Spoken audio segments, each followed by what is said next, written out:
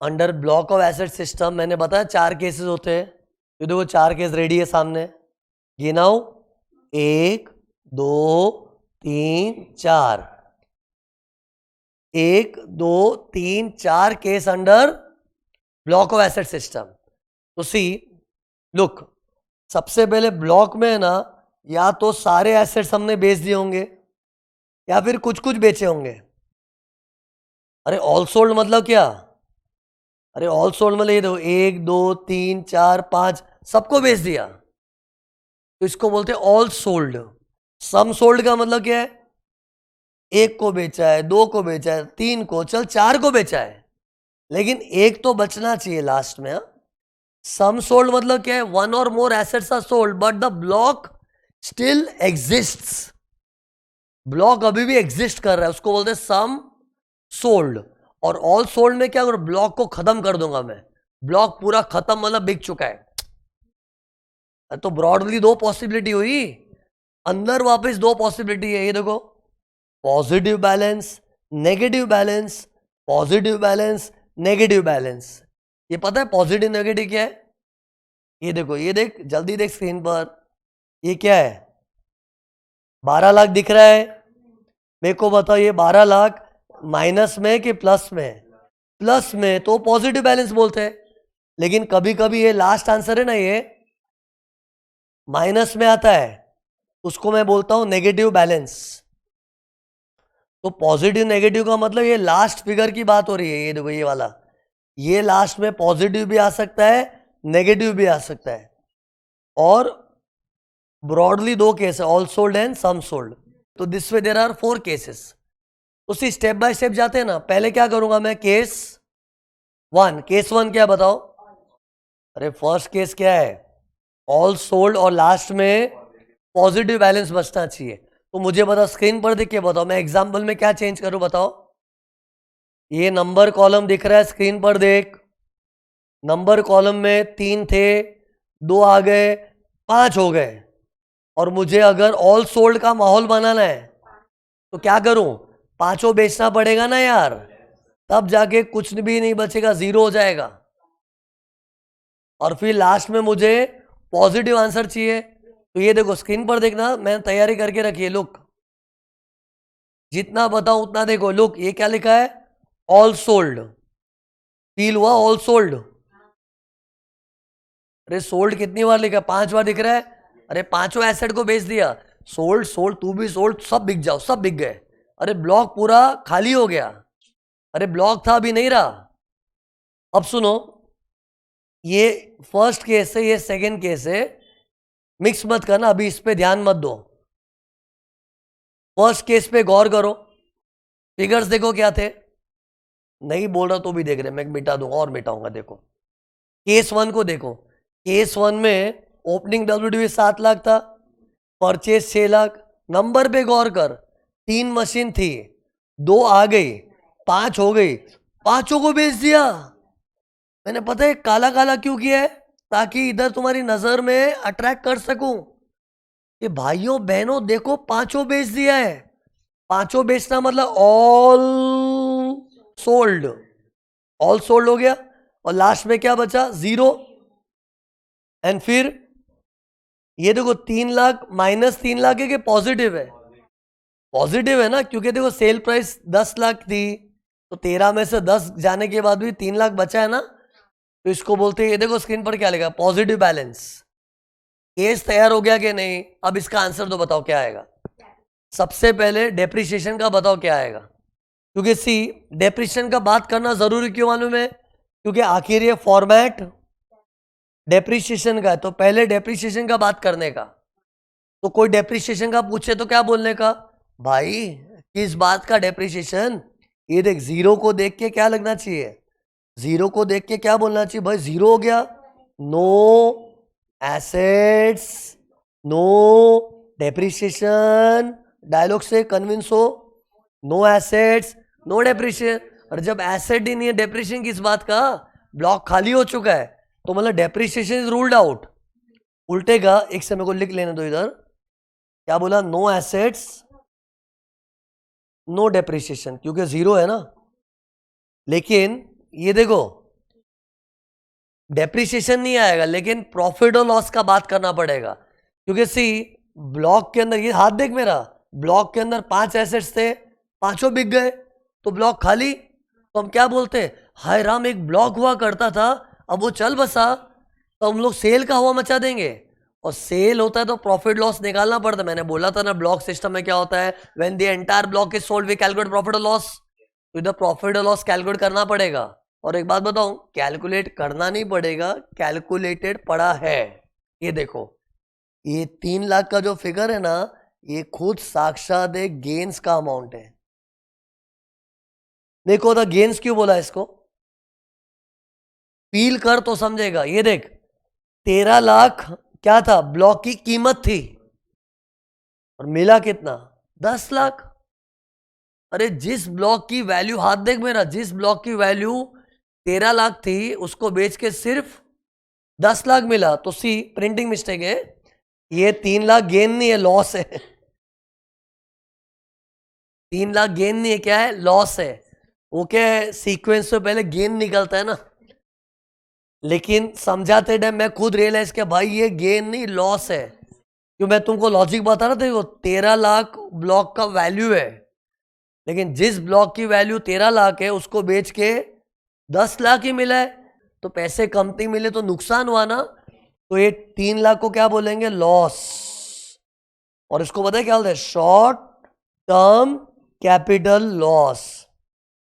Accounts में तो हम लोग क्या करते हैं, लॉस हुआ तो पीएनएल डेबिट, प्रॉफिट हुआ तो पीएनएल क्रेडिट, लेकिन टैक्स में तो क्या 5 हेड्स ऑफ इनकम है ना, और इसको हम लोग बिजनेस के हेड में नहीं डाल सकते। मालूम है क्यों, एसेट बेचना अपना धंधा नहीं है, अपना धंधा है बेचो गुड्स। गुड्स बेचना अपना धंधा है, गुड्स बेच के आता है तो बिजनेस भी बोलते हैं, लेकिन एसेट बेचना अपना बिजनेस नहीं है ना। और वैसे भी एसेट बेचने के लिए कैपिटल गेन्स नाम का चैप्टर है, तो कैपिटल गेन्स में जाएगा, लेकिन ये गेन नहीं, क्या था, लॉस था। तो देखो इधर मैं लिख देता हूं, ये 3 लाख रुपया जो आया ना, क्या नाम दो इसको, शॉर्ट टर्म कैपिटल लॉस। अब है ना, इसमें एक डाउट आएगा कि सर इधर हमने शॉर्ट टर्म क्यों बोला है, इसका एक्सप्लेनेशन थोड़ी देर के बाद आएगा, ओके। लेकिन फिलहाल के लिए रट्टा मार के चलो, under block of asset system capital gains is always short term. Why, थोड़ी देर बाद बताऊंगा, अभी बताना चालू कर दूंगा ना तो अपने क्या डाइवर्ट हो जाएंगे। मेरा प्लान क्या है, मेरी फीलिंग समझो, मैं एक एक करके पहले ना 1 2 3 4 चारों केस उड़ा देता हूं, फिर बताऊंगा ना कि शॉर्ट टर्म क्यों होता है। लेकिन एक बार के लिए इसमें मत सोचो, बस है रूल क्या कि इसको हमेशा शॉर्ट टर्म ही ट्रीट करना चाहिए। लिखा गया मैंने, देखो, शॉर्ट टर्म कैपिटल लॉस। अरे ये तो मालूम है ना, कैपिटल गेन्स में लॉन्ग वाला कॉन्सेप्ट भी होता है। लॉन्ग कब बोलते हैं, किसी भी एसेट को 3 साल होल्ड करने के बाद बेचते तो लॉन्ग टर्म होता है ना। लेकिन under block of asset system जूने से जूना एसेट भी हुआ तो भी रिजल्टिंग गेन और loss is treated as short term. Why, after some time, okay. Case 1 खत्म हो गया, तो इधर देखो, मैं जैसे से एक एक केस खत्म हो रहा है ना, उसको इधर में डालते होऊंगा तो अपनी फाइनल एक मस्त समरी तैयार हो जाएगी इधर। अरे पढ़ाते टाइम तो डिटेल में घुसना पड़ता है ना, लेकिन लास्ट में बच्चों को ये बाहर करना पड़ेगा, ये इंपॉर्टेंट चीज हो जाएगी। तो मेरे को बताओ, केस 1 में क्या किया मैंने, कभी भी, क्या बोला, कभी भी सब बिक जाए और एंड में पॉजिटिव आंसर आता है तो वो क्या होता है, ये देखो, शॉर्ट टर्म कैपिटल लॉस। क्या बोलते हैं, short term capital loss, okay. फिर सेकेंड केस क्या था, अरे सेकेंड केस सेम है लेकिन नेगेटिव आंसर चाहिए। ये 2 मिनट में खत्म हो जाए, जल्दी देखो जल्दी देखो। ये जो ऑल सोल्ड जो बताऊं वही देखने का, ऑल सोल्ड, फिर ये क्या है, नेगेटिव बैलेंस। चेक करो इधर, ऑल सोल्ड जैसा लग रहा है, अरे नंबर कॉलम को देखना तो समझेगा। नंबर में 3 था, 2 आया, 5 हो गया, लेकिन पांचों बेच दिया, पांचों के पांचों बेच दिया, मतलब ऑल सोल्ड। और लास्ट में क्या बचा, अंडा। और ये देख, नेगेटिव बैलेंस था ना, आंसर दिख रहा है, नेगेटिव है 1 लाख। तो टेल मी, सबसे पहले ना अपने डेप्रिसिएशन की बात करेंगे, क्योंकि भूलो मत आखिर ये फॉर्मेट डेप्रिसिएशन का, तो डेप्रिसिएशन का क्या बोलना चाहिए, नो एसेट्स नो डेप्रिसिएशन। तो देखो मैं स्क्रीन पर देखो क्या लिख रहा हूं, इधर देखो मैं कॉपी कर देता हूं, समझा मैं क्या कर रहा हूं, ये देखो ये इधर भी मेरा डायलॉग क्या है,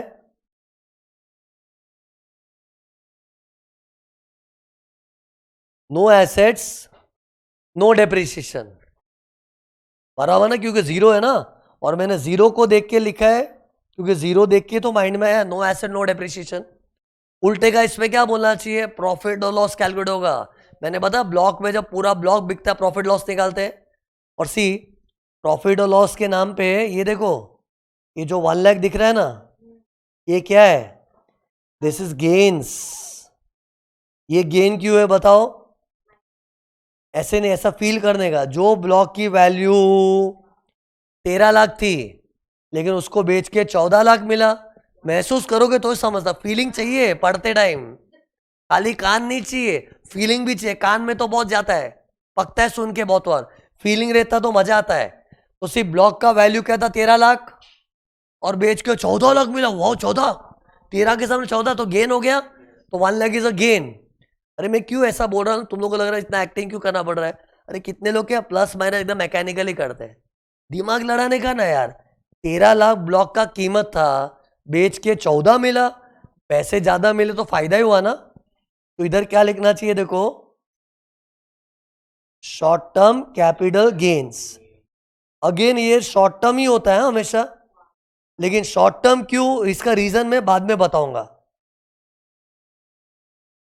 अपना प्लान क्या, पहले चारों केस खत्म कर देते, फिर why short term to be discuss after some time. तो ये देखो अपना सेकेंड केस भी खत्म हो गया, तो इधर क्या लिखूं, come on come on, short term capital gains. अब देखो नेक्स्ट केस क्या है, जल्दी देख, सम सोल्ड। सम सोल्ड मुझे कैसा माहौल बनाना पड़ेगा मालूम है, ये तो नंबर कॉलम है ना, मैं पांचों बेचूंगा कि कुछ कम बेचूंगा, कुछ कम बेचूंगा। देखो इधर देख के समझ जाएगा, ये देख जितना बताओ उतना ही देखने का। ये देखो गौर किया जाए, ब्लॉक के अंदर इसको बेच दिया, इसको बेच दिया, इसको भी बेचा, इसको भी बेचा है, लेकिन अभी भी एक जन बाकी है। कौन बचा, ये देखो ये दिख रहा है, ये अभी तक अकेला रह गया। हम साथ साथ है लेकिन हमको सब छोड़ के चले गए, मैं अकेला रह गया। लेकिन क्या है, एक फैमिली में अकेला आदमी भी रहता है तो परिवार का अस्तित्व मेंटेन्ड है। तो सिर्फ ब्लॉक के अंदर 1000 आइटम हो कि एक हो, ब्लॉक तो ब्लॉक है ना, जैसे अपनी फैमिली में भी क्या है, फैमिली में 25 मेंबर हो कि कोई 2 मेंबर की फैमिली है, फैमिली तो फैमिली है ना। तो ऐसे सी इसका हरा भरा परिवार था लेकिन उजड़ गया पूरा, सब चले गए, लेकिन एक तो बचा है ना, तो उससे अभी भी ब्लॉक कायम है। और अपना रूल क्या है सुनो, ब्लॉक में एक आध एसेट ही बचता है ना, तो क्या बोलना चाहिए, ब्लॉक है। और जो ब्लॉक पहले भी था अभी भी है तो उसको सेल नहीं बोलने का, ठीक है। 1 2 3 4 लोग चले गए होंगे तो उस बेचने को बेचना नहीं बोलेंगे, इट्स मियर रिकवरी ऑफ कॉस्ट। तो सी सम सोल्ड में पहला केस क्या था, इधर देखो पॉजिटिव बैलेंस चाहिए ना, तो देखो मैंने पॉजिटिव बैलेंस बना के रखा इधर,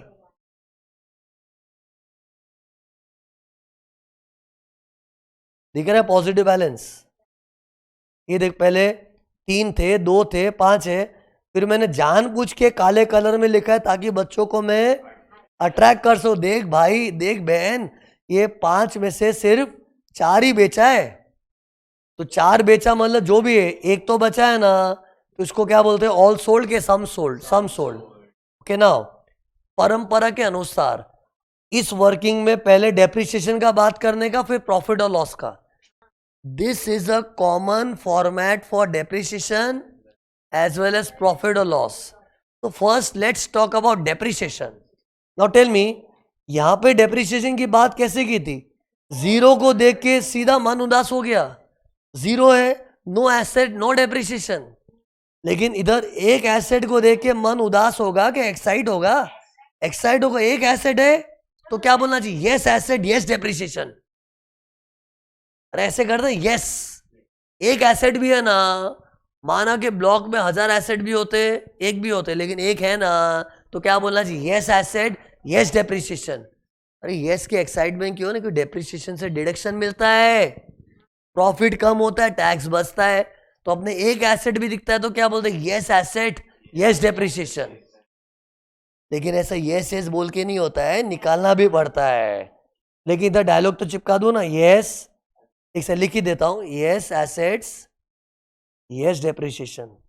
मतलब ये डेप्रिसिएशन तो आएगा ही, लेकिन सुनो, ये 3 लाख डेप्रिसिएशन नहीं है। डेप्रिसिएशन तो इसका कुछ परसेंटेज है। ये देखो, depreciation will be at the rate of some percentage. मतलब 3 लाख का 10%, 15%, 40%, डिपेंडिंग अपॉन किस एसेट्स का ब्लॉक है। कंप्यूटर का ब्लॉक है तो 40% ले लूंगा, फर्नीचर है तो 10%। बट ये 3 लाख डेप्रिसिएशन नहीं है। 3 लाख का एक सर्टन परसेंटेज अपने को निकालना पड़े, that will be depreciation. Okay, depreciation तो हो गया, लेकिन व्हाट अबाउट कैपिटल गेन? तो ऐसे में नहीं, डायलॉग बोलना सीखो। बोलना किस बात का कैपिटल गेन, काय का? ये 4 एसेट बिके, स्क्रीन पर देखो, 4 एसेट बिके तो क्या हो गया? बॉस ब्लॉक पहले भी था, अभी भी है। 4 गए तो क्या एक तो पड़ा है ना, और जो ब्लॉक पहले भी था अभी भी है, तो उसको हम लोग सेल ही नहीं गिनेंगे, ना कहेंगे उसको सेल, ना बातें होगी प्रॉफिट और लॉस की। ठीक है, 4 एसेट गए, डायलॉग सुनो, ठीक है, 4 एसेट गए, पैसा लाए ना, तो इट्स मियर रिकवरी ऑफ कॉस्ट। मतलब स्क्रीन पर देखो, जिस ब्लॉक पे हमने 13 लाख उड़ाया था, 10 लाख वापस आ गया, सेल वेल नहीं हुआ है, 10 लाख वापस आ गया, मतलब अपनी कॉस्ट रिकवर हो गई, लेकिन ब्लॉक है अभी भी। और जीते हुए ब्लॉक पे डेप्रिसिएशन आता है। प्रॉफिट लॉस का बात कब करने हैं? जब ब्लॉक उजड़ जाए तब। इन शॉर्ट, इधर नो प्रॉफिट और लॉस। थर्ड केस खत्म हो गया, जल्दी लिखवाओ मेरे को इधर। थर्ड केस में डेप्रिसिएशन आएगा, yes asset, yes depreciation. Okay, last case देखो, थोड़ा विचित्र है। लास्ट केस में देखो क्या है, लास्ट केस का नाम क्या देख सकते, देखो क्या था, सम सोल्ड एंड फिर नेगेटिव बैलेंस बचना चाहिए। तो चेक करो, कम ऑन, चेक करो, कम ऑन, यही तो टेस्ट है अपनी। ये देख, 3 थे, 2 आए, 5 हो गए, हाय राम 4 ही बिका अभी तक। 4 है, मतलब अभी भी एक जन बचा है, तो इसको ऑल सोल्ड बोलेंगे, सम सोल्ड, सम सोल्ड। उसी सम सोल्ड होता है ना, और देखो नेगेटिव आंसर भी आया। उसी पहले तो बताओ, ये एक एसेट को देख के हम लोग एक बार तो एक्साइट होके बोलते हैं यस एसेट, यस डेप्रिसिएशन। लेकिन सुनो, डायलॉग सुना मेरा, जैसे ही नजर, ये देख, जैसे ही नजर अमाउंट पे गई, तो देखो मेरा डायलॉग ही चेंज हो गया, yes asset but no depreciation. क्योंकि डेप्रिसिएशन तो बहाना है, एसेट की कॉस्ट को घटाना है। और जब एसेट की सारी कॉस्ट ही रिकवर हो गई, तो न रही कॉस्ट, न रहा डेप्रिसिएशन। वापस बोलना पड़ेगा, बहुत कीमती सेंटेंस था। पहले ऐसा क्यों बोला, एसेट की सारी कॉस्ट रिकवर हो गई? फील करो, फील कर, स्क्रीन पर बता रहा हूं उससे। जिस ब्लॉक पे हमने 13 लाख डाला था, 14 लाख मिला। 14 लाख मतलब 13 लाख डालेला तो आ गया, उल्टे का 1 लाख ज्यादा आया। उसी मैं क्या बोल रहा था, इधर देखो, एक एसेट को देख के मेरा डायलॉग रिपीट हो रहा है। एक एसेट को देख के एक बार तो मन एक्साइट हो जाता है, यस एसेट, यस डेप्रिसिएशन। लेकिन जैसे नेगेटिव फिगर देता है ना, दिखता है ना, तो माइंड खटक जाता है, yes asset but no depreciation. क्यों? क्योंकि डायलॉग याद है, डेप्रिसिएशन तो बहाना है, एसेट की कॉस्ट को घटाना है, तो कॉस्ट तो रहनी चाहिए ना। अरे हम लोग डेप्रिसिएशन के जरिए करते क्या है, एसेट की कॉस्ट को ही माइनस करते।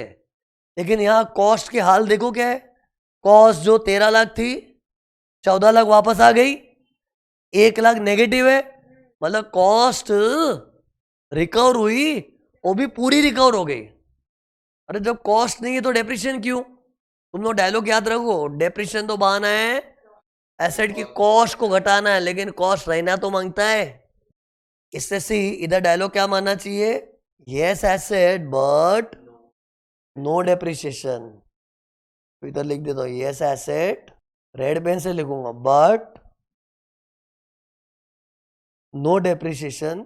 और रीजन बोलना चाहिए, डेप्रिसिएशन तो बहाना है, एसेट की कॉस्ट को घटाना है। और इधर कॉस्ट को देखोगे ना, कॉस्ट नेगेटिव हो गया है, मतलब कॉस्ट पूरा रिकवर हो गया है। उल्टे का सुनो, कॉस्ट जरूरत से ज्यादा रिकवर हो गया, देयर इज एक्सेस रिकवरी। इसको देखो क्या बोलूंगा मैं, एक्सेस रिकवरी। और excess recovery is called short term capital gains. सुनो, क्लाइमेक्स आए, क्लाइमेक्स वाला केस है ये। जो अपना 1 लाख का नेगेटिव फिगर आया ना, इसको पहले तो क्या बोलना चाहिए, इट इज एक्सेस रिकवरी। अरे मैंने रिकवरी वर्ड क्यों यूज किया है? अरे अपना डायलॉग है, जब ब्लॉक में ना कुछ कुछ एसेट्स बिकते हैं ना, तो क्या बोलते हैं, उस बेचने को बेचना नहीं बोलते, इट्स मियर रिकवरी। लेकिन कॉस्ट जरूरत से ज्यादा रिकवर हो जाती है तो उसको क्या बोलते हैं, इट्स एन एक्सेस रिकवरी। उसको मैंने एक्सेस रिकवरी का नाम दिया है। और इस एक्सेस रिकवरी को भी गवर्नमेंट क्या बोलती है मालूम में, शॉर्ट टर्म कैपिटल गेन्स। अब पता है इधर एक स्टूडेंट को आर्ग्यूमेंट करना चाहिए, क्यों अभी क्यों कैपिटल गेन आ गया? आपने तो बोला था ना पूरा ब्लॉक बिकता है तभी कैपिटल गेन्स आता है। अरे आर्ग्यूमेंट होना चाहिए इधर। अभी तक मैंने क्या स्टैंड मेंटेन किया था कि ब्लॉक ऑफ एसेट सिस्टम में पूरा का पूरा ब्लॉक बिकता है ना, तब कैपिटल गेन्स आता है। लेकिन इधर हमने पूरा ब्लॉक थोड़ी बेचे हैं, इधर ब्लॉक में अभी भी एक एसेट बचा है ना। तो इधर स्टूडेंट को आर्ग्यू क्या करना है, सर अभी तो ब्लॉक तो बिका ही नहीं, ब्लॉक तो है। और आप तो बोले थे ना ब्लॉक पहले भी था अभी भी है, ना बोलेंगे उसको सेल, ना बातें होगी प्रॉफिट लॉस की, तो अब कहां से आ गया कैपिटल गेन? अरे कैपिटल गेन को लेके डाउट डालना चाहिए। तो सी इधर क्या बोलना चाहिए, माना कि ब्लॉक पहले भी था, डायलॉग सुनो, माना कि ब्लॉक पहले भी था अभी भी है, कुछ कुछ एसेट्स ही बिके और कुछ कुछ एसेट्स के बिकने को बेचना नहीं बोलते, इट्स मियर रिकवरी। बट इतनी भयंकर रिकवरी कि मतलब तूने कॉस्ट जो इंकर की थी उससे भी ज्यादा आ गया, और किसी की जेब में एक्स्ट्रा पैसा आवे और वो गवर्नमेंट देखती रह जावे, ऐसा तो नहीं हो सकता। इससे टैक्स तो मारना पड़ेगा, तो टैक्स मारने के लिए इसको कैपिटल गेन में लेना पड़ता है as an exception, as an exception. Normally capital gain नहीं बनना चाहिए इधर। नॉर्मली हम लोग एक दो एसेट बेचते तो डायलॉग क्या मारते हैं, इट्स नॉट बेचना, इट्स मियर रिकवरी। लेकिन रिकवरी के नाम पे जितनी कॉस्ट डाली थी सारी रिकवर होके कुछ एक्स्ट्रा आ गया, तो किसी के जेब में पैसा आ रहा है ना यार, और कोई कमावे और गवर्नमेंट देखती रह जावे, ऐसा तो गवर्नमेंट के जहन में नहीं है। इससे गवर्नमेंट ने बोला भाई ब्लॉक है ना तो भी कैपिटल गेन जाने दो। इसको बोलते हैं ना, चले थे डेप्रिशिएशन निकालने, निकाला है कैपिटल गेन। अरे ये केस में अपना मूड क्या था बताओ, मूड क्या था? वन एसेट को देख के बताओ मूड क्या बना था। एक एसेट देख के मूड तो ऐसा बना था यार डेप्रिसिएशन निकालूं, यस एसेट यस डेप्रिसिएशन। तो चले थे डेप्रिसिएशन निकालने, और कैपिटल गेन का तो माइंड में भी नहीं था, ब्लॉक है काय का कैपिटल गेन।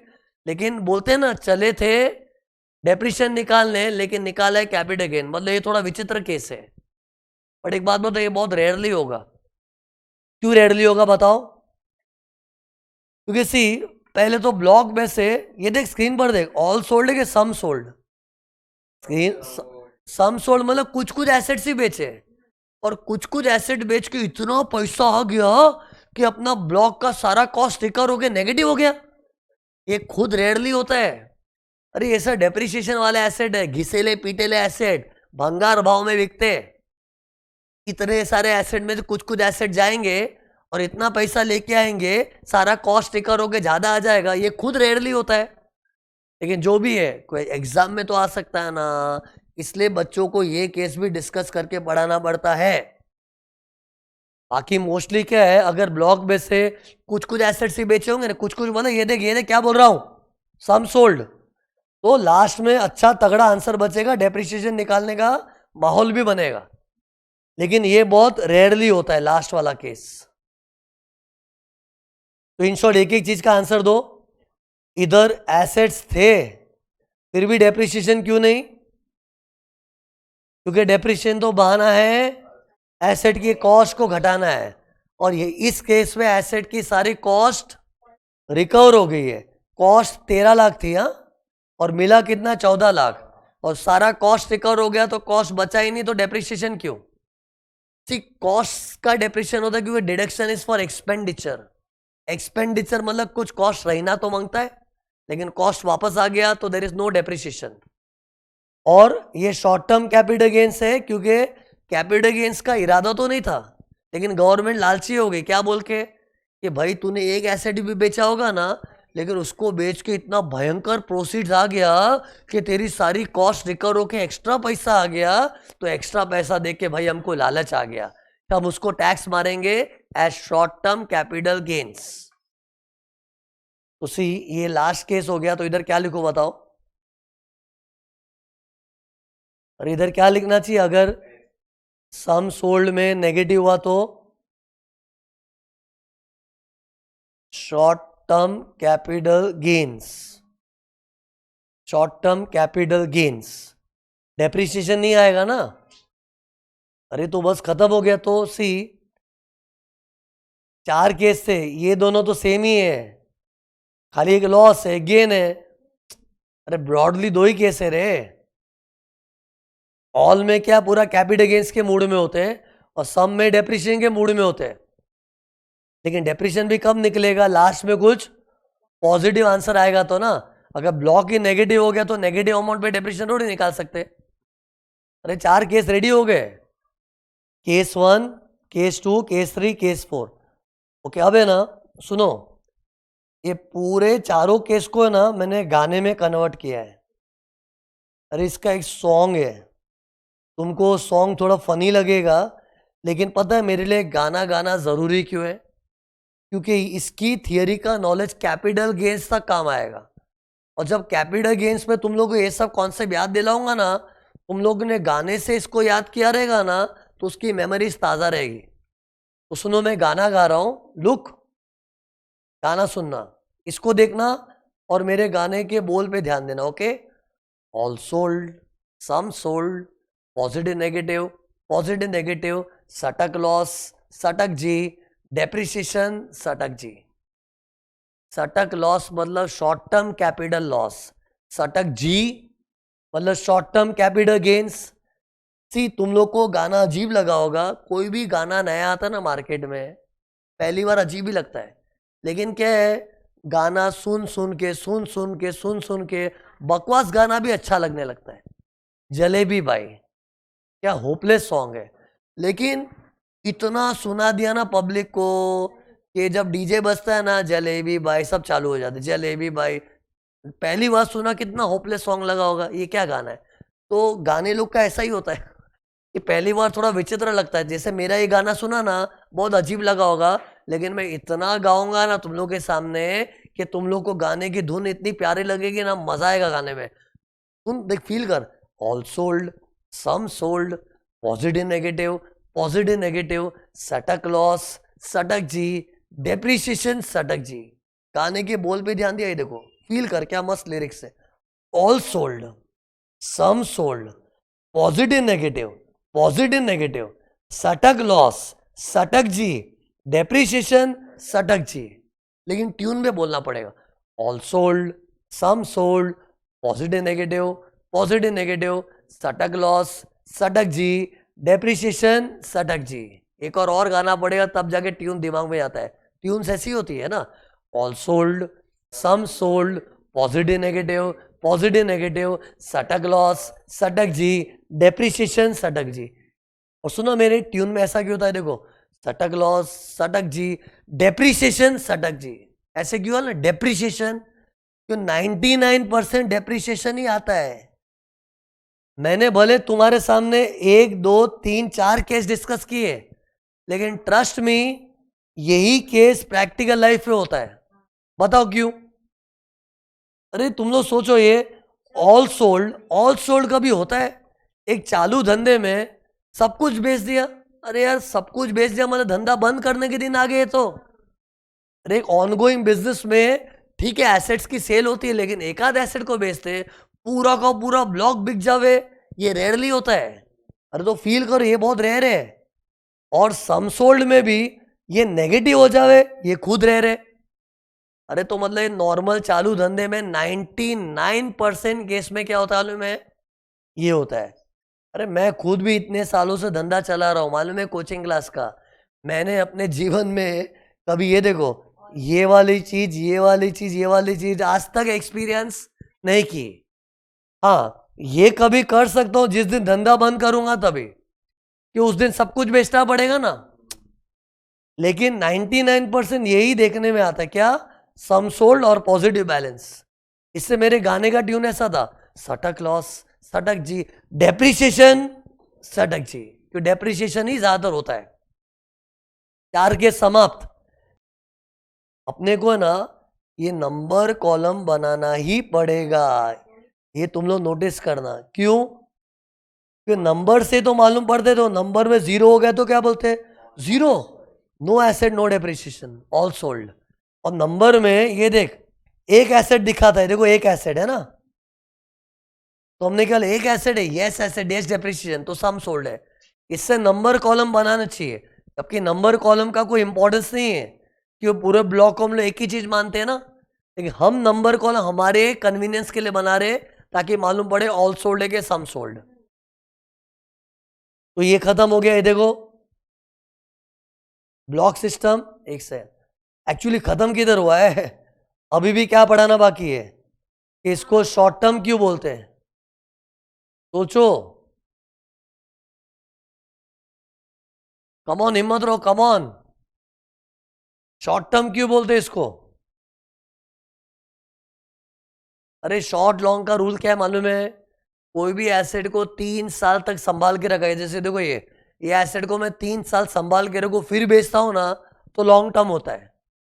लेकिन खरीदा और 3 साल के अंदर ही बेच दिया तो शॉर्ट टर्म। लेकिन इधर हम लोग परवाह भी नहीं करते। ये देख, स्क्रीन पर देख, ये ब्लॉक दिख रहा है। ब्लॉक में कितने एसेट्स है? 5, 1 2 3 4 5, 5 एसेट्स है। लेकिन मैंने किसी का लाइफ गिना भी नहीं। लाइफ मतलब 3 साल से ज्यादा पुराना है कि 3 साल से अंदर खरीदा है, कुछ सोचे समझे बिगड़ सीधा क्या बोल दिया, ये देखो short term capital gain, short term capital loss. मतलब इसको हमेशा शॉर्ट टर्म ही ट्रीट किया है। क्यों? उसी सबसे पहला रीजन तो क्या है, लुक हियर, इधर देखो, अपने है ना ये इस ब्लॉक के ऊपर हम लोग डेप्रिसिएशन क्लेम कर रहे हैं ना। अरे ब्लॉक पे हम लोग डेप्रिसिएशन क्लेम कर रहे हैं ना, और डेप्रिसिएशन क्लेम करते तो अपने इधर रिटर्न डाउन वैल्यू लिखते हैं इसका। और रिटर्न डाउन वैल्यू कब का होता है? As on 1 April of the year. अरे ये अपने बिगिनिंग ऑफ द ईयर का WDV है, और इसको कंपेयर करके हम लोग सेलिंग प्राइस को मैच करके प्रॉफिट और लॉस निकाल रहे हैं ना। अरे WDV तो अभी का ही है। अरे हम लोग WDV मतलब डेप्रिशिएटेड वैल्यू है। WDV is compared with the, please देखिए, सेलिंग प्राइस। और WDV बताओ, ये कोई बाबा आदम के जमाने का है कि अभी का है? ये अभी का WDV है, और सेलिंग प्राइस भी अभी का है। तो अभी की WDV, अभी की सेलिंग प्राइस, इट्स लाइक अभी अभी आया, अभी अभी बेचा, शॉर्ट टर्म। और एक और बात होती, सुनो स्क्रीन पर देखो, ये ब्लॉक में क्या है, इतना सारा एसेट होता है ना, खिचड़ी हो जाता है। क्या खिचड़ी? कुछ ओल्ड एसेट्स होते, कुछ न्यू एसेट्स होते। अरे तो ब्लॉक का अस्तित्व डिफाइन नहीं हो सकता है। अरे ब्लॉक में जूने जूने एसेट को देख के पुराना लॉन्ग फील आता है, और ब्लॉक में नए नए एसेट्स को देख के लगता है अरे ये लोग तो अभी अभी आए थे, बिक भी गए। नयों को देख के शॉर्ट वाली फीलिंग आती है। अरे ये भी मानना पड़ेगा तुम लोग, नहीं तो बात आगे नहीं बढ़ेगा। ब्लॉक के अंदर अपने को मिक्स्ड फीलिंग आ रही है। क्या मिक्स्ड फीलिंग? शॉर्ट टर्म भी लग रहा है और लॉन्ग टर्म भी लग रहा है, क्योंकि पुराने एसेट्स को देख के, पुराने को देख के लॉन्ग फीलिंग आ रहा है, और न्यू एसेट्स को देख के शॉर्ट टर्म वाला फीलिंग आ रहा है। लेकिन अपने मिक्स्ड फीलिंग लेके नहीं चल सकते ना। पूरे ब्लॉक को हम लोग क्या बोलते हैं, वो एक ही चीज है, इट्स वन ब्लॉक। और वन ब्लॉक का कोई एक ही स्टेटस हो सकता है, या शॉर्ट या लॉन्ग, तो लॉ ने इसको शॉर्ट टर्म ट्रीट किया है। एनीवेज कंक्लूजन क्या है, ब्लॉक ऑफ एसेट सिस्टम में capital gains is always short term. बस ये मेरा खत्म हो गया था। ऑल सोल्ड, सम सोल्ड, पॉजिटिव नेगेटिव, सटक लॉस, सटक जी, डेप्रिसिएशन, सटक जी। सटक जी का जी मिट गया मेरा, सटक जी। हिम्मत रखो, कम ऑन, हिम्मत रखो। पढ़ाई is not a pleasure, it's a pain, but only when you take the pain you can expect the gain. कोई बोले, और ये गेन लॉन्ग टर्म गेन है। ये पढ़ाई की पेन से जो गेन मिलेगा ना, पेन शॉर्ट टर्म है, लेकिन इसका gain long term. You know, आज एक बार तुमको सीए की डिग्री मिल गई, ऐसा नहीं है डिग्री देख लिया ना अभी हो गया, ऐसा थोड़ी है। एक बार डिग्री मिल गई, जिंदगी भर सीने से लगा के रख। तुम लोगों को पता है, जिस दिन सीए बन के उसके तुमको फायदे फील हो गए ना, सच्ची बता रहा हूं, उस दिन तुमको लगेगा बॉस हम लोग छोटी छोटी पढ़ाई के लिए रोते थे, उसके लिए क्रिप करते थे। भाई 4 साल जेल में बंद भी कर देवे ना, कोई जेल में बंद ना लिटरली, वो भी परवड़ेगा, क्योंकि वो 4 साल की जेल के सामने जिंदगी भर का जो आराम मिल रहा है ना, वो कोई मैच ही नहीं कर सकता है। लेकिन अपने क्या है, अभी तो मजे की जिंदगी देखी नहीं ना, इससे थोड़ी थोड़ी पढ़ाई में भी क्रिप करते। लेकिन जब भी क्रिप करो ना, कंपेयर करो कि एक ये थोड़ा पेनफुल पीरियड और बाद में गेन वाला पीरियड। अरे मेरे कितने स्टूडेंट्स तो यूएस में सेटल हो, कोई कनाडा में, और पूरा सेटल हो, जो कोई सिंगापुर में बोला कि कहाँ बैठा है। मतलब फिर ये लाइफ टाइम जिंदगी में मजा है ना यार, तो थोड़ा तकलीफ लेना पड़ता। ओके, तो पेन लो, कम ऑन। ये हो गया। अब इसके बाद क्या पढ़ाऊंगा बताओ। ये दो डेप्रिसिएशन की समरी देखो, डेप्रिसिएशन की समरी किधर पहुंचे, लुक हियर। अपना क्या क्या हो चुका है, क्लास ऑफ एसेट्स, फिर कंडीशंस, फिर method, rates, system, amount of depreciation, फिर सेल ऑफ एसेट का थियरी हो गया। ओके, नेक्स्ट थियरी क्या है अभी, एक्चुअल कॉस्ट। मतलब अभी पता है हम लोग क्या कर रहे हैं, पहले हम लोग ने सेल पे रिसर्च की थी ना कल, अभी परचेज पे रिसर्च हो रही है। परचेज पे रिसर्च हो रही है, ऐसा क्यों बोला मालूम, ये देखो मालूम पड़ेगा। लुक, स्क्रीन पर देखा मैंने क्या लिखा हुआ इधर, पहले 8 क्यों लिखा है बताओ। 8 डेप्रिसिएशन की थियरी टोटल 10 पार्ट में, ये 8वीं चीज चालू हुई, 8वीं, और इस थियरी का नाम है एक्चुअल कॉस्ट। अभी एक्चुअल कॉस्ट का मतलब देखो क्या है, ये देखो सब तैयारी करके रखी मैंने। अपना जो ब्लॉक ऑफ एसेट्स का फॉर्मेट है ना, जिससे हम लोग पहले ओपनिंग डब्ल्यूडी लिखते, फिर ऐड परचेज लेस सेल्स करते, उसमें ये देखो, ये जो परचेज होती है ना, परचेज, उसका इधर फिगर क्या होना चाहिए, उसके ऊपर सेक्शन है। अरे ब्लॉक में हम लोग जब परचेज ऐड करते हैं ना, तो परचेजेस का फिगर, उसका अमाउंट क्या होना चाहिए, उसके ऊपर भी सेक्शन है। ये देखो सेक्शन क्या था, सेक्शन 43(1), जितना बताओ उतना ही देखना स्क्रीन पर। और ये सेक्शन क्यों खोला है मालूम है, क्योंकि सी इस फिगर का इंपॉर्टेंस है, मानो पहले क्या इंपॉर्टेंस है बताओ। अरे इसी के ऊपर डेप्रिसिएशन कैलकुलेट होता है। अरे ब्लॉक में ओपनिंग डब्ल्यूडी के बाद ऐड परचेज होता है, फिर उसी के ऊपर तो ये देखो डेप्रिसिएशन कैलकुलेट होता है, और उसी डेप्रिसिएशन का अपने को स्टेटमेंट बनाते टाइम डिडक्शन मिलता है। इसलिए ये फिगर इंपॉर्टेंट है कि नहीं, तो सिंस ये इंपॉर्टेंट है, इसके लिए गवर्नमेंट ने अलग से सेक्शन ही खोल दिया है, सेक्शन इज 43(1). तो see according to this section, look, ये फिगर कैलकुलेट करने के लिए सबसे पहले एसेट का परचेज प्राइस ले लो, फिर ऐड ऑल इंसिडेंटल एक्सपेंसेस। जैसे हम लोग ने मशीनरी एक मंगवाई थी, तो ट्रक में आई थी, तो ट्रक का भाड़ा, फिर मशीनरी किसी एजेंट ने दिलवाई थी, तो एजेंट को दलाली दिया होगा, कमीशन दिया होगा। मतलब एसेट खरीदने से संबंधित मतलब incidental, all incidental expenses you have to add to the cost of the machinery. Machinery मतलब कोई भी एसेट हो, एसेट खरीदने से संबंधित हर खर्चा उसमें जोड़ना है। तो फॉर एग्जाम्पल ये देखो, अपना एसेट 50 लाख का था, और उसमें छोटे मोटे ऊपर के 1 लाख के खर्चे लग गए, अरे 1 लाख का क्या है, कमीशन देना पड़ा होगा जिसने अपने को एसेट दिलवाया था, ट्रांसपोर्टेशन का कॉस्ट, ये सब मिला के 51 लैक्स हो गया। फिर इसमें अपने को सब्सिडी माइनस करनी पड़ती है। कभी कभी गवर्नमेंट से अपने को एसेट खरीदने के लिए सब्सिडी मिली होती है। सब्सिडी क्या होता है? It is a support from government. जैसे हो सकता है मैंने कोई बैकवर्ड एरिया में बिजनेस चालू किया हो और बैकवर्ड एरिया में धंधा चालू कर रहा हो, तो गवर्नमेंट अपने को सपोर्ट करती है। क्यों? अरे बैकवर्ड एरिया का अगर मैं ध्यान देता हूं तो गवर्नमेंट भी लोगों को सपोर्ट करती है। और सपोर्ट क्या करती है? गवर्नमेंट बोलती है चलो सिंस तुम बैकवर्ड एरिया में आके बैकवर्ड एरिया की ग्रोथ का सोच रहे हो, तो हम तुमको जब कभी भी कोई एसेट खरीदना होगा थोड़ा बहुत हम पैसा दे देंगे। तो गवर्नमेंट बहुत बार अपने एसेट की परचेजिंग में थोड़ा पैसा देती है, दैट इज कॉल्ड सब्सिडी। और सब्सिडी क्यों बोलते हैं मालूम है? सब्सिडी मतलब सब्सिडाइज होना। सब्सिडाइज होना मतलब कम होना। और कम क्यों हुआ? अगर मैं 50 लाख के एसेट में 2-3 लाख गवर्नमेंट से मिल जाता है तो मेरा तो कॉस्ट कम हो गया ना। तो ये देखो इधर 51 लाख का स्क्रीन पर देखो, मान लो उसमें 5 लाख गवर्नमेंट दे दी। गवर्नमेंट बोली तू चिंता ना कर, 5 लाख हम तो दे देंगे। तो अपने को तो 51 लाख का एसेट में 5 लाख कम हो गया, तो कितने पड़ा? 46 लाख में। अरे मतलब अगर गवर्नमेंट सब्सिडी देती तो उसको भी कॉस्ट में से लेस करना चाहिए। और सब्सिडी बोलते ही क्यों है? सब्सिडी का मतलब सब्सिडाइज होना, और सब्सिडाइज होना मतलब रिड्यूस होना। और रिड्यूस क्यों हो रहा है? क्योंकि इतने बड़े मशीन में अगर थोड़ा बहुत पैसा गवर्नमेंट देती है तो अपना कॉस्ट रिड्यूस हो जाता है, इससे बोलते हैं सब्सिडाइज हो गया, इससे सब्सिडी था।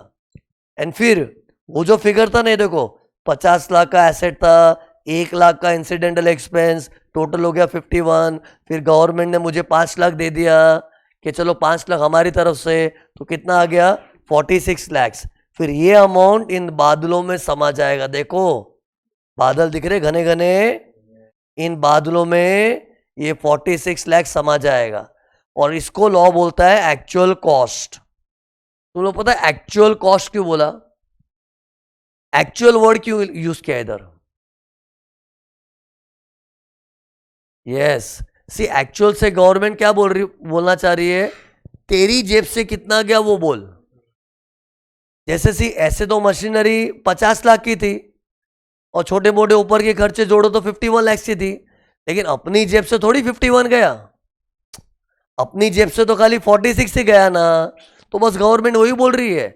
सी अगर गवर्नमेंट ने एक्चुअल वर्ड पे स्ट्रेस नहीं किया होता ना, तो पब्लिक तो क्या मशीन के बड़े बड़े बिल दिखा देती, 5 करोड़ की मशीन है, 10 करोड़ की मशीन है, पता चला 3-4 करोड़ तो गवर्नमेंट ही दे दी। और अगर गवर्नमेंट पैसा दे रही है तो अपनी जेब से तो कम गया ना, और जो अपनी जेब से गया ना उसको बोलते हैं actual. Feel the word actual. Actual मतलब एक्चुअली कितने में पड़ा बोल। ये तो पब्लिक तो क्या है, 10 करोड़ की मशीन में से 6-7 करोड़ गवर्नमेंट से ही मिला ना, तो इन लोग तो बिल दिखा देंगे 10 करोड़ की मशीन है। अरे 10 करोड़ की मशीन है, भाड़ में क्या तेरा bill?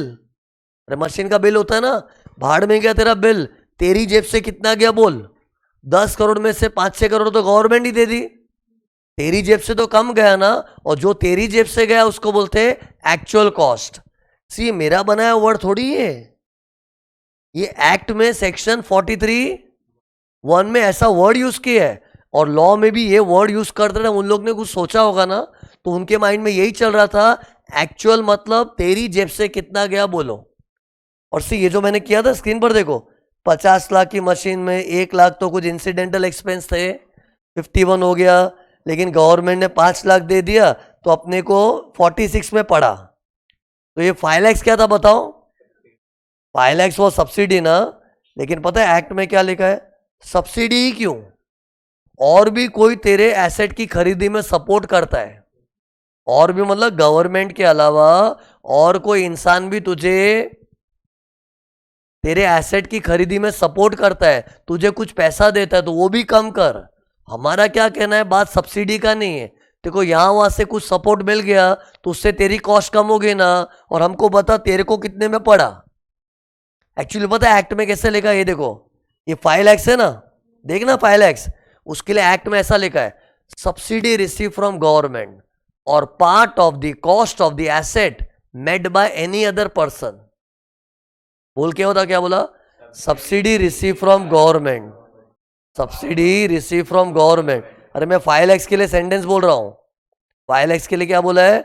Subsidy received from government और part of the cost of the asset made by any other person. Feel the word made by any other person. Other person मतलब गवर्नमेंट के अलावा कोई और. सब्सिडी तो गवर्नमेंट दी ना, अब अदर पर्सन मतलब गवर्नमेंट के अलावा कोई और तेरी कॉस्ट मीट कर रहा है. क्या था देखो, part of the cost of the asset met by any other person. In short law क्या बोल रहा है, चाहे गवर्नमेंट ने तुझे सब्सिडी दी हो या फिर तेरा दोस्त यार तेरे को 5-6 लाख रुपया दे रहा है, और 5-6 लाख दे रहा है मतलब लोन के तौर पे नहीं, ऐसे ही रख ले. अरे लोन लिया तो चुकाना पड़ जाएगा, तो थोड़ी ना कॉस्ट कम हुआ मेरा. कॉस्ट कब कम होता है, जब कोई ऐसे ही पैसा दे देता है. ऐसे कोई देता नहीं है. कौन देगा मेरे एसेट की खरीदी में? जैसे मैंने आज मेरे कोचिंग क्लास के लिए वीडियो कैमरा खरीदा है, अब वीडियो कैमरा के लिए कोई मुझे 2-3 लाख रुपया को सपोर्ट कर दे, कौन देगा? नहीं देता है. लेकिन बाय चांस अगर किसी ने दिया तो मेरी तो कॉस्ट कम होगी ना, तो बस वो कॉस्ट मुझे इधर इन बादलों में लिखनी है. उसी अब सुनो ध्यान से, ये सेक्शन 43 जो मैंने पढ़ाना चालू किया ना, 43(1), ये थियरी 3 पार्ट में. Can you see? 1, 2, 3. कोई भी थियरी लंबी होती है ना तो पहले बच्चों को आउटलाइन बता के रखना पड़ता है, नहीं तो बच्चा घूम जाता है. तो मैंने क्या बताया, ये थियरी कितने पार्ट में? 1, 2, 3. तो पहले बच्चों को क्या पढ़ाना है? Format for computing actual cost. Format मतलब यही, एसेट की कॉस्ट प्राइस ले लो, add incidental expenses, less subsidy received from government और part of the cost of the asset made by any other person. ये फॉर्मेट है. अरे ये फॉर्मेट तो तुमको बताने की जरूरत भी नहीं था. वो बोलते ना सर होने के नाते एक बार फॉर्मेलिटी का बताना पड़ता है, क्यों इतना सब तो अकाउंट्स में भी पढ़ा है ना यार. अकाउंट्स में नहीं पढ़ते? कोई एसेट खरीदने में गवर्नमेंट ग्रांट वगैरह मिलता है तो हम लोग एसेट की कॉस्ट में से कम कर देते, लेकिन क्या अकाउंट्स में गवर्नमेंट ग्रांट वांट ऐसा ज्यादा यूज करते, but it is nothing but a subsidy. तो सी ये जो फॉर्मेट है ना, मैंने इधर लिख के भी रखा है, देखो स्क्रीन पर. देखा जादू से क्या आ गया? ये देखो मैंने एरो से क्या बता रहा हूं, बताओ ये क्या बताना चाह रहा हूं मैं. ये बादल वाला अमाउंट ऐसे आता है. कैसे? कॉस्ट प्राइस ले लो, इंसिडेंटल एक्सपेंस को ऐड कर दो, फिर क्या लिखा? Less subsidy. क्या इतने सारे डॉट क्यों बनाया मालूम है? जो लंबा सेंटेंस दिया एक्ट में, सब्सिडी रिसीव फ्रॉम गवर्नमेंट और part of the cost of the asset made by any other person. फिर आएगा एक्चुअल कॉस्ट, एंड फिर ये इन बादलों में, इन घने घने बादलों में समा जाएगा. और बादल का करना, ये बादल का करते ही क्या है? अरे इन घने घने बादलों में जो अमाउंट समाया है उसका करना क्या है? अरे इसका बाद में अल्टीमेटली डेप्रिसिएशन आता है. कितने लोग हैं ना खाली इतने के अंदर घुस जाते हैं, हाँ ये आ गया, आगे क्या? आगे कई बार मैं बोलूंगा नहीं, खुद के दिमाग में सोचने का कि ये बादल वाले फिगर के ऊपर बाद में डेप्रिसिएशन आएगा, वो डिडक्शन बन के स्टेटमेंट में बैठेगा, और डिडक्शन काट के आएगा नेट प्रॉफिट, उसके ऊपर टैक्स भरते हम. तो सी सेक्शन 43(1) में जो फॉर्मेट है मैंने पढ़ा दिया. फिर नेक्स्ट देखो क्या है, 2 नोट्स है, बाद में 5 एक्सेप्शंस. याद करो, एक फॉर्मेट, 2 नोट्स, 5 एक्सेप्शन. बोल बोल के याद करना पड़ता है. एक फॉर्मेट, 2 नोट्स, 5 एक्सेप्शन. तो सी 2 नोट्स बता रहा हूं. पहली नोट, ट्रायल रन. कभी कभी हम लोग को एसेट परचेस करते हैं ना तो पहले उसका टेस्टिंग करते हैं. जैसे मैंने बहुत बड़ी 5-6 करोड़ की मशीन लेने का प्लान किया है, लेकिन मैं भी डर रहा हूं कि मशीन जरा टेस्ट करके देखूं, कहीं मेरे काम की नहीं हुई तो लेके क्या मतलब ऐसी मशीन. इतने बड़े खर्चे हम लोग सोच समझ के करते हैं ना, तो हम लोग ने सप्लायर को क्या बोला है, एक बार टेस्टिंग के लिए दे देना यार. तो अपने मशीन को एक बार के लिए लिए और उसका हम लोग टेस्टिंग कर रहे हैं. टेस्ट रन, ट्रायल रन, मतलब देख रहे हैं कि अपने धंधे में सेट होगा कि नहीं. तो उसमें भी खर्चा लगता है. अरे ट्रायल रन को ऑर्गेनाइज करने में, अरे भले टेम्पररीली हम लोग टेस्टिंग करें, लेकिन इतनी बड़ी मशीन को अपने फैक्ट्री में लाएंगे, उसका पूरा सेटअप वेटअप करने में भी छोटा मोटा कुछ खर्चा लग जाता है. तो उस खर्चे का क्या करना वो बता रहा हूं. अरे क्वेश्चन में अगर ऐसा दिया है ट्रायल रन एक्सपेंसेस, तो what to do? Add to the cost. वो भी मशीन की कॉस्ट में जुड़ना चाहिए. It is an incidental expense. यार इंसिडेंटल वर्ड का मतलब समझता है कि इंसिडेंटल मतलब क्या? कनेक्टेड. हिंदी में क्या बोलते हैं, वो एसेट खरीदने से संबंधित खर्चे, संबंधित, कनेक्टेड, जुड़े हुए खर्चे। तो अगर हम लोग टेस्टिंग वेस्टिंग पे करते हैं तो एसेट खरीदने से संबंधित है ना, वो एसेट खरीदने के सिलसिले में ना, जो एसेट की खरीदी के सिलसिले में खर्चा होता है उसको बोलते हैं इंसिडेंटल एक्सपेंस। और सी, कभी कभी हम लोग ट्रायल रन करते हैं ना, तो उसमें हम लोग एक प्रोडक्ट भी बना के देखते हैं। अरे मशीन को हम लोग टेस्ट करते हैं, तो टेस्ट कैसे करते हैं? हम लोग सोचते हैं ना, चलिए प्रोडक्ट को एक बार बना के देखते प्रोडक्ट बनाने में मजा आ रहा है कि नहीं अपने को। तो हमने टेस्टिंग करके प्रोडक्ट भी बनाया एंड फिर वो प्रोडक्ट बेच के भी रेवेन्यू आता है। अरे कोई बार अपनी मशीन का जो प्रोडक्ट ही इतना कीमती है, एक यूनिट बनाया ना, वो एक यूनिट भी शायद 8-10 लाख में बिकता होगा। अरे कोई चिंदी जैसे प्रोडक्ट होते हैं, लेकिन कोई वैल्यूबल प्रोडक्ट होते हैं ना। तो सी लॉ में लिखा है कि अगर तुमने ट्रायल रन के टाइम कोई प्रोडक्ट बना के देखा और वो प्रोडक्ट बेच के कोई रेवेन्यू आया ना, तो कॉस्ट में से कम कर दो। किसकी कॉस्ट? मशीन की कॉस्ट। अरे इन शॉर्ट सुनो, ये देखो, मशीन की ट्रायल रन में पैसा जा रहा है, एड टू द कॉस्ट, पैसा आ रहा है, less from the cost. In short, adjust the cost. And why adjust the cost? क्योंकि एसेट खरीदने से इंसिडेंटल है। हाँ, कोई लोग को डाउट आता है बाद में कि सर ये हम लोग टेस्टिंग करके देख रहे हैं, लेकिन अपने को मशीनरी पसंद नहीं आई, तो ये नहीं है, मजा नहीं आ रहा है, मशीन अच्छा नहीं लगा, टेस्ट करके देखा, तो क्या करेंगे? तो ट्रायल रन में फिर जो खर्चा हुआ होगा ना, उसको रूटीन रेवेन्यू एक्सपेंस मान के, ये देखो सेक्शन 37(1) में डिडक्ट कर सकते हैं। और ट्रायल रन में जो हमने प्रोडक्ट बना के देखा था ना, प्रोडक्ट बेच के जो पैसा है उसको इधर इनकम में ऐड कर देंगे। मतलब बोलते हैं ना, उसको सीधा प्रॉफिट एंड लॉस अकाउंट में ट्रांसफर कर दो। अरे this statement is like a P&L account only. See, हम लोग मशीन की कॉस्ट में एडजस्ट कब करेंगे? जब मशीन खरीदेंगे। अरे जब मशीन खरीदी तब बोलते हैं ना, हाँ खरीदी थी, लेकिन खरीदने के सिलसिले में हमने कुछ टेस्टिंग वेस्टिंग किया था, तब बोल सकते हैं खरीदने के सिलसिले में मतलब इन कनेक्शन, इंसिडेंटल लगता है। लेकिन मशीन ही खरीदा नहीं तो फिर तो एवं ही ट्रायल रन हो गया, एवं ही खर्चे हो गए, फिर प्रोडक्ट बना के कुछ बेच दिया, तो उसको रूटीन रेवेन्यू खर्चा ट्रीट करने का। कैपिटलाइज कब करते हैं? When you by the asset. Anyways, question में तो सिर्फ ट्रायल रन दिया हो ना, अपने को पॉजिटिव अजम्पशन करना चाहिए कि हमने मशीन खरीदी है। ये तो क्या बच्चे हर बैच में ऐसा डाउट पूछते ही है, सर हमने टेस्टिंग किया लेकिन मशीन पसंद नहीं आया, तो मशीन पसंद नहीं आया तो मशीन की कॉस्ट में ऐड वैड करने का बात नहीं होता है, तो मशीन तो खरीदा ही नहीं ना, तो कहाँ कॉस्ट है उसकी? फिर उसको एक छोटा मोटा रेवेन्यू एक्सपेंस समझ के, ये देखो क्या बोला था, इधर ही एडजस्ट कर दो। मीन्स ट्रायल रन का खर्चा इधर लेस हो जाएगा और उसमें कोई इनकम आया तो ऐड। लेकिन अगर मशीन परचेज कर लिया तो ट्रायल रन में जो खर्चे हुए वो कॉस्ट में ऐड, मतलब कैपिटलाइज कर दो उसको, और कुछ पैसा आया तो रिड्यूस फ्रॉम दी कॉस्ट। एक नोट मैंने बता दिए, देखो क्या बोला था, 2 नोट है ना, एक नोट खत्म हो गया, तो देखो इधर क्या लिखा है, पढ़ो, नोट नंबर 1, नोट नंबर 2। तो नोट नंबर 1 का नाम क्या था? Trial run. तो इधर क्या लिखो, देखो ट्रायल रन में अगर कोई अपना एक्सपेंस हुआ है तो add to the cost, add to cost. लेकिन अगर उसमें कुछ इनकम हुआ है, इनकम क्यों हुआ होगा? क्यों? मशीन को टेस्टिंग करने के लिए हम लोग कोई प्रोडक्ट बना के देखते हैं ना, और वो प्रोडक्ट बनाएंगे तो कितनी बार, चलो छोटा मोटा प्रोडक्ट है तो फेंक देते उसको, लेकिन कोई वैल्यूएबल प्रोडक्ट बनाया है तो उसको फेंकेंगे क्यों? 1-2 लाख में अगर बिक सकता है तो क्यों ना बेचे? तो बेचेंगे तो इनकम आई ना, तो इनकम को क्या करना है, इधर देखो, लेस फ्रॉम कॉस्ट। भले इन शॉर्ट अपने को कॉस्ट में एडजस्ट करना है, बट ये मैं बता रहा हूं अज्यूमिंग हमने ट्रायल रन के बाद मशीन को पसंद करके सिलेक्ट करने का सोच लिया। ये खत्म हो गया, ये देखो, ये एक चीज खत्म हो गई, देखो इसको मार्क करो, ट्रायल रन का नोट समाप्त। फिर सेकेंड पॉइंट क्या, देखो note number 2, interest on loan.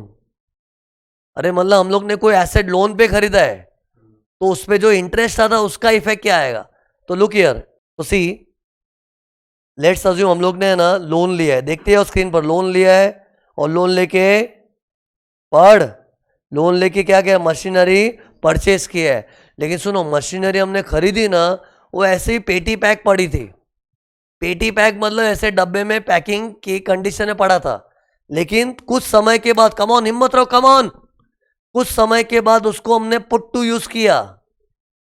अरे तब तक तो मशीन खाली डब्बे में पेटी पैक पड़ा था, लेकिन उसका डब्बा खोल खाल के उसको अपनी जगह पे गाड़ दिया। गाड़ दिया मतलब इंस्टॉल कर दिया, मतलब उसको यूज करने के लिए पुट किया। लेकिन ये देख, पुट टू यूज तुरंत किया कि लेट किया? लेट किया, ये याद रखना। फिर हमने लोन लिया था ना, तो लोन कभी ना कभी चुकाना पड़ता है, तो ये मैंने रीपेमेंट का डेट दिया है। और इंटरेस्ट का मीटर कब से चालू होगा? जिस दिन हमने लोन लिया, काला वाला कलर देखो, ये काला वाला, तब से लेके जब तक लोन चुकता नहीं होगा तब तक इंटरेस्ट का मीटर चलते रहेगा। बराबर है? हाँ बोल, हाँ बोलना ही पड़ेगा। और सी, हम लोग बैंक से लोन लिए तो बैंक को थोड़ी बोलेंगे नहीं हमने तो मशीन पुट टू यूज नहीं की है, इंटरेस्ट नहीं भरेंगे। अरे क्यों? अरे पुट टू यूज कर के गटर में डाल मशीन। तूने हमसे लोन लिया ना, ब्याज देना चालू कर। अरे मतलब इंटरेस्ट का मीटर तो लोन टेकन से ही चालू हो गया था और चलते रहेगा जब तक मैं लोन चुकता ना करूं। अब ये ब्लैक वाले पीरियड में देखो, इतने सालों तक मैंने ब्याज भरा होगा। अरे ऐसे मान लो ये 6-7 साल है, 6 साल है मान लो। अरे 6 साल तक कर्जा चल रहा था, 6 साल तक ब्याज ही ब्याज भरे आ रहा हूं। लेकिन इस पीरियड में जो ब्याज भरा है ना, उसको कैपेक्स ट्रीट करते। कैपेक्स म्हणजे कैपिटल एक्सपेंडिचर। मतलब ये पीरियड वाला इंटरेस्ट क्या करना चाहिए? Add to the cost of machinery, उसको कैपिटल एक्सपेंडिचर मानते। और ये देख, बाद में ये साइड में जो इंटरेस्ट है ना पुट टू यूज के बाद वाला, उसको नॉर्मल रेवेन्यू एक्सपेंडिचर मानते। और उसका इफेक्ट क्या है? ये देखो, डिडक्शन अंडर सेक्शन 36(1). प्लीज देखो, स्क्रीन पर देखना, इधर है ना, ये देख डिडक्शंस की थियरी में बाद में जाके एक सेक्शन आने वाला इधर 36(1), उसमें इंटरेस्ट का बाद में जिक्र भी होने वाला है वापस। तो सी, वो जब पढ़ेंगे तब देखेंगे कि ये जो साइड में इंटरेस्ट है ना, ये वाला, उसको नॉर्मल अकाउंटिंग भाषा में बोलूं ना, पीएनएल में चार्ज कर दो। अकाउंटिंग लैंग्वेज क्या बोलेंगे? पीएनएल साइड, डेबिट साइड में लिख दो। लेकिन टैक्सेशन की भाषा में statement of income from business में डिडक्शन दिखा दो अंडर सेक्शन 36(1), क्योंकि ये रेवेन्यू एक्सपेंडिचर ट्रीट होता है। और ये वाले को क्या बोलते हैं? Capex, add to cost. और टेल मी, ऐसा क्यों? ये वाले पोर्शन को हम लोग रेवेन्यू मानते हैं, इसको हम लोग कैपिटल क्यों ट्रीट करते? बताओ, कैपिटल एक्सपेंडिचर।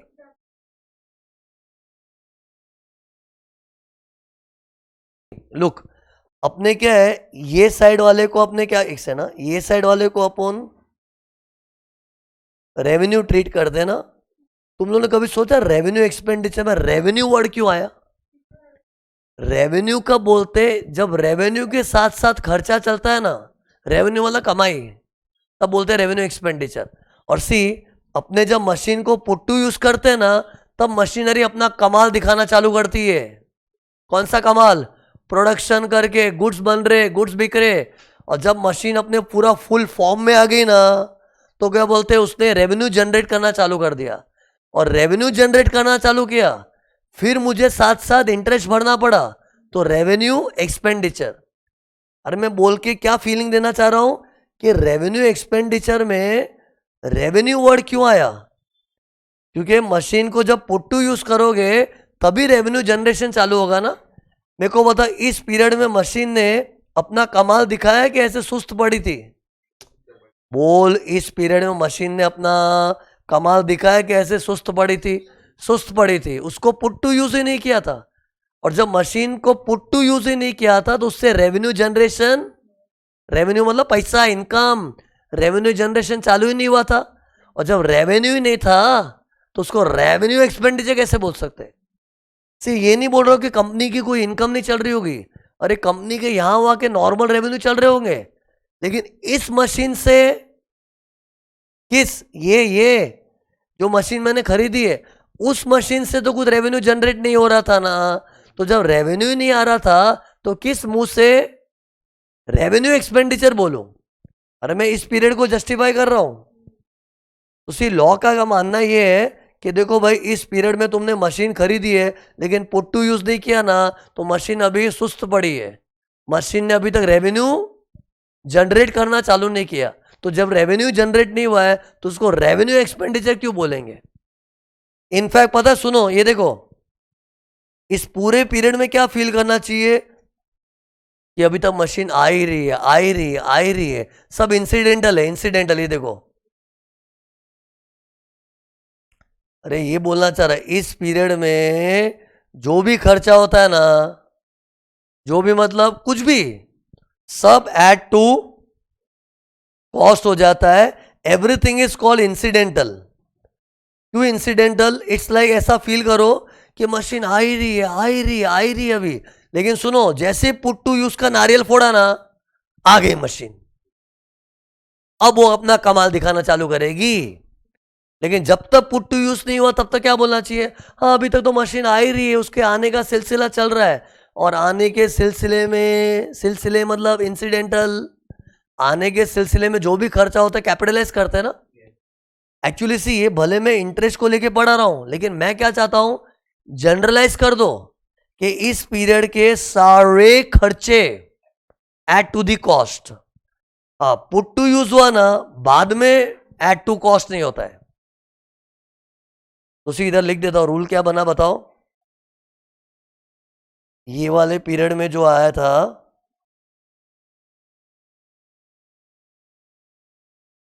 इसको ऐड टू कॉस्ट करना पड़ेगा। इसको क्या ट्रीट करेंगे? Capex, capital expenditure. और ये वाला जो है, कौन सा वाला, कौन सा वाला? पुट टू यूज के बाद वाला। तो इधर क्या लिखो? ये रेवेन्यू एक्सपेंडिचर है। इसका इफेक्ट भी तो बोल के बताओ, इसका इफेक्ट क्या आएगा? इसका इफेक्ट आएगा डिडक्शन अंडर सेक्शन 36(1). मतलब अकाउंटिंग नहीं, 36(1) था ये। सी 37(1) तो एक जनरल सेक्शन है, लेकिन इंटरेस्ट के लिए स्पेसिफिकली सेक्शन 36 में कुछ प्रोविजंस दिए। उस वक्त कुछ और नई नई बातें भी बताऊंगा। अभी तो मैं खाली बता रहा था कैपिटलाइज कब करते, कैपिटलाइज कब नहीं करते। लेकिन 36(1) जब पढ़ेंगे ना, तब थोड़ा और डिटेल में इंटरेस्ट के बारे में चर्चा होगी। लेकिन फिलहाल इतना समझ लो कि इसको हम लोग ने पीएनएल में चार्ज कर दिया और इसको बैलेंस शीट में दिखा दिया एसेट की कॉस्ट में जोड़ के। एक्चुअली पता, सुनो, घूम फिर के ना सब स्टेटमेंट में आने वाला है। बताओ कैसे? अरे ये जो कैपिटलाइज कर रहा हूं, बड़ा कैपिटलाइज करो, कॉस्ट में ऐड करो बोला, तो क्या होगा बताओ? फील करो ना थोड़ा। मशीन की कॉस्ट में जोड़ोगे तो वो जुड़ी हुई अमाउंट के ऊपर बाद में डेप्रिसिएशन आएगा, और डेप्रिसिएशन घूम फिर के स्टेटमेंट में जाने ही वाला है। लेकिन फर्क क्या है कि ये वाला जो इंटरेस्ट है ना, घूम फिर के नहीं, सीधा सीधा इंटरेस्ट की हैसियत में ही चला जाएगा statement of income from business में एज अ डिडक्शन। तो अल्टीमेटली ये भी डिडक्ट हो रहा है, ये भी डिडक्ट हो रहा है। कहां पर? मेरे ये स्टेटमेंट में।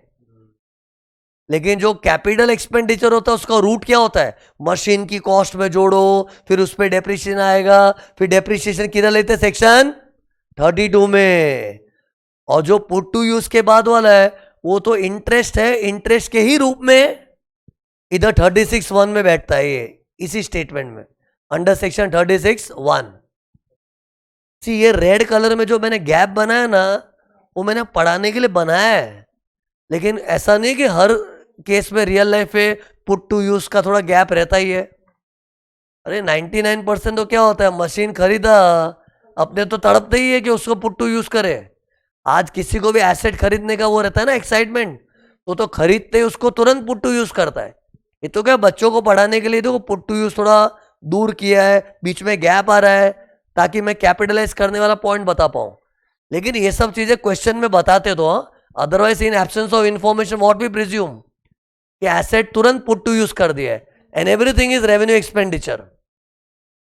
खत्म, दो नोट, लिंक मत तोड़ो, कमॉन, हिम्मत रहो, कमॉन। पढ़ने का तुम लोग मालूम एक ही जिंदगी मिली है, तुम लोग को है ना बहुत बार रियलाइज होगा शिट मैं क्या कर रहा हूं, एक ही लाइफ है और ये मौका लाइफ में बार बार नहीं आएगा। जो करना है अभी कर डालो। सीरियसली बता रहा हूं, मतलब अगर एक अलग टाइप का अंदर वो एक्साइटमेंट आ गया ना, जोश आ गया, मतलब भयानक परफॉर्मेंस निकलेगा।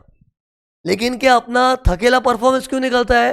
क्योंकि हम लोग अपने गोल्स और मिशंस को भूल चुके होते हैं। तो अपने को ऐसे एनलाइटन करना पड़ता है। कम ऑन, एक ही जिंदगी है बॉस।